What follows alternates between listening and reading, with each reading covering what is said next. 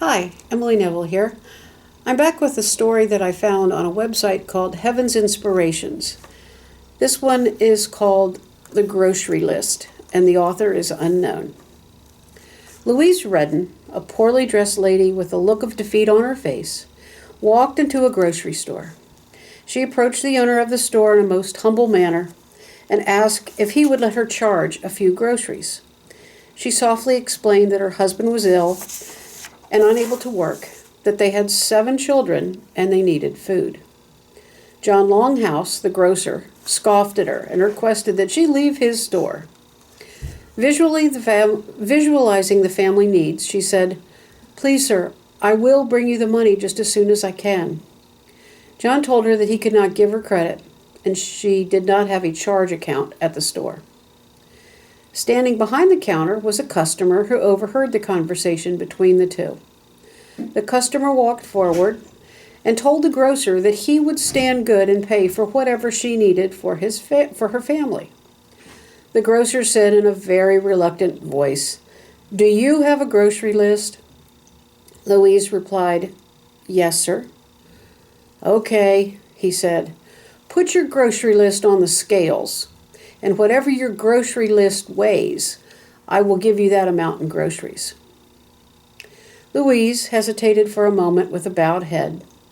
Then she reached into her purse and took out a piece of paper and scratched something on it. She then laid the piece of paper on the scale carefully with her head still bowed. The eyes of the grocer and the customer showed amazement when the scales went down and stayed down. The grocer, staring at the scales, turned slowly to the customer and said begrudgingly, "I can't believe what's happening."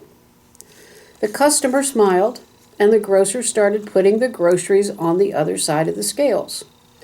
The scales still did not balance, so he continued to put more and more groceries on them until the scales would hold no more. The grocer stood there in utter disgust. Finally, he grabbed the piece of paper from the scales and looked at it with even greater amazement. It was not a grocery list. It was a prayer, which said, "Dear Lord, you know my needs, and I am leaving this in your hands."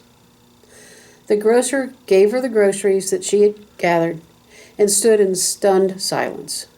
Louise thanked him and left the store. The customer handed a $50 bill to the grocer and said it was worth every penny of it. Only God knows how much a prayer weighs. So many of us do not take the advantage of the power God has given us, which is prayer. Again, to close, I will say the prayer that she had written down. Dear Lord, you know my needs, and I am leaving this in your hands.